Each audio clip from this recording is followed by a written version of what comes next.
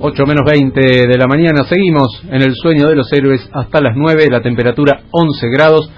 Lo adelantamos en el inicio del programa, uno de los temas de la semana fue la reglamentación del blanqueo de capitales, y para entender un poco mejor de qué se trata este tema, estamos en comunicación con Alejandro Otero. Es tributarista, ha tenido experiencia en gestión en la ciudad, a cargo del área de rentas, y en principio le agradecemos la comunicación, lo saludamos. Adrián Damore lo saluda. Alejandro, muchas gracias por la comunicación. Y queríamos consultarle, bueno, más allá de lo que tiene que ver con estos días de ventana que ha habido entre la sanción de la ley y la reglamentación que aparentemente le ha permitido a los grandes jugadores de la economía acomodarse a la nueva normativa, ¿cuáles son los efectos, los beneficios de este blanqueo, no para esos grandes jugadores, sino para el Estado, para el conjunto de la población? Bueno, ¿qué tal? Buen día.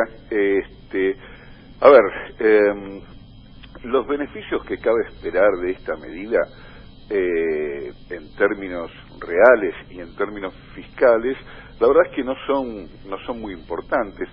Uno debería empezar por decir que resulta paradójico y hasta llamativo que una medida que en principio era una medida más de las que el gobierno presentaba, y por otro lado era una medida vergonzante, quiero decir, en el sentido de que varios de los que la defendían habían estado históricamente en contra de este tipo de iniciativas, se convirtió ahora en la estrella del momento. Yo creo que esto está muy ligado a que, bueno, el momento es muy distinto a lo que se había prometido y la famosa lluvia de dólares no sucedió, y lo que hubo en su lugar fue una catarata de malas noticias con indicadores que hablan bastante mal de la situación económica. Entonces, en ese contexto, esta medida del blanqueo se convierte en la estrella del momento, en la vedette, pero desde el punto de vista de sus efectos reales, la verdad que no cabe esperar mucho. ¿Por qué digo esto?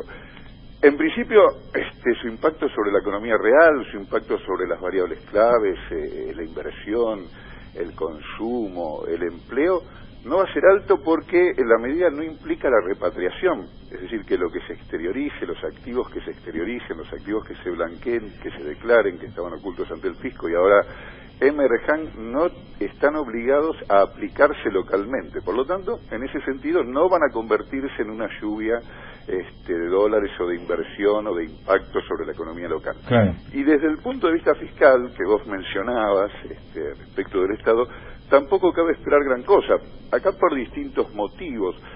Por un lado, porque si bien hay una tasa, un impuesto, un pago único liberatorio por esta exteriorización, por esta declaración, por este blanqueo, hay opciones que permiten que esto sea tasa cero, es decir, que los que opten por la opción tipo bonos, por ejemplo, los que blanqueen cifras pequeñas, menores en el combo del blanqueo, digamos, a 305.000 pesos, no pagan nada, así que ahí, en ese caso, el fisco no recibe nada. Por otro lado, los fondos que ingresen al fisco tienen, como sabemos, un destino específico, es decir, están destinados a la actualización, esto que se llamó la reparación histórica a los jubilados, y por lo tanto no van a financiar otras aplicaciones de la injerencia del Estado, como podría ser la inversión pública. Y por último, alguien podría decir, bueno, pero esto en la medida en que quienes blanqueen, compren los títulos, le va a permitir al Estado acceder a un financiamiento más barato en dólares. Bueno, sí, esto es cierto, y habrá que ver qué efectos o qué destino. Una cosa es si financia gasto corriente, otra cosa es si financia inversión.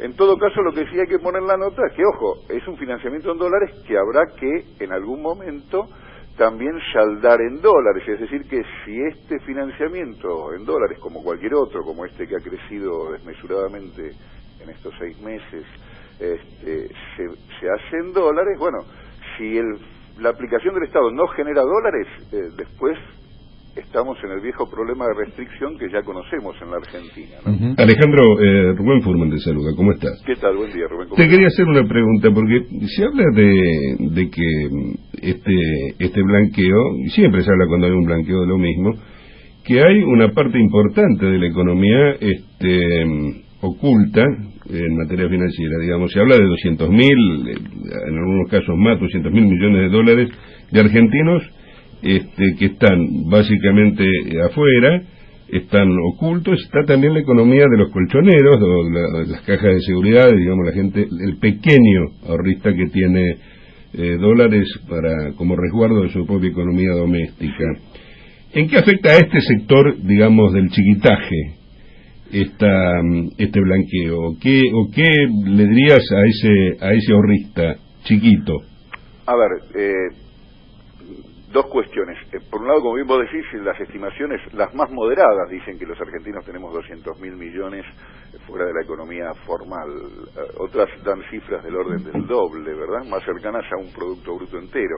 Esto hace que los cálculos de los funcionarios, los más pesimistas, sean de 20.000 millones, que se blanquee, los más optimistas hasta 60.000. Yo diría que ¿a quiénes les sirve esto? A ver, replanteando un poco tu pregunta. Y ahí diría, esto usando una cita clásica, digamos, diría, no es cuestión de tamaño en este caso, ¿no? Le sirve, por ejemplo, a aquellos que se encuentran bajo algún tipo de, entre comillas, amenaza por parte del fisco, que le está haciendo una inspección o que tienen una contienda en sede judicial por cuestiones penales tributarias, cambiarias o aduaneras, y entonces, bueno, como permite el blanqueo salir por esta vía de esa controversia, entonces a quien está en esa situación, por ejemplo, le conviene. Quien tiene algún depósito en el exterior formalizado en un banco, dado las nuevas medidas, que no tienen la aplicación inmediata que se anuncia, pero sí es cierto que se han disparado en términos de intercambio de información y antes se sentían en situación segura, ahora es cierto que están en situación más riesgosa y entonces le puede convenir. A quien tiene fondos negros, de algún modo en una caja de seguridad o en su casa y los tiene en efectivo, en dólares o lo que sea, pero quiere hacer inversiones blancas para mañana, que eso puede ser el caso de muchas pymes, también le conviene, porque si no le va a ser muy difícil y riesgoso convertir después esos fondos negros en blanco, es decir, que esta ventana que hay ahora le permitiría, insisto, para aquel que tiene la fuente de financiamiento o el fondeo para inversiones que piensa hacer a futuro en blanco, también le convendría. En fin, va a depender de cada caso, pero no es en todo, no es una cuestión de tamaño del ahorrista, sino de la circunstancia que se encuentre y de la perspectiva que tiene a futuro, ¿no? Lo que habría que considerar. Alejandro Otero, tributarista, en diálogo con AM750, muchas gracias por atendernos y por explicarnos, para aquellos que no estamos participando del gran juego de los negocios, de qué se trata el blanqueo de capitales, que como bien decías parece ser la apuesta máxima del gobierno para resolver el tema de la economía. Gracias por atendernos, Alejandro. A ustedes, buenos días.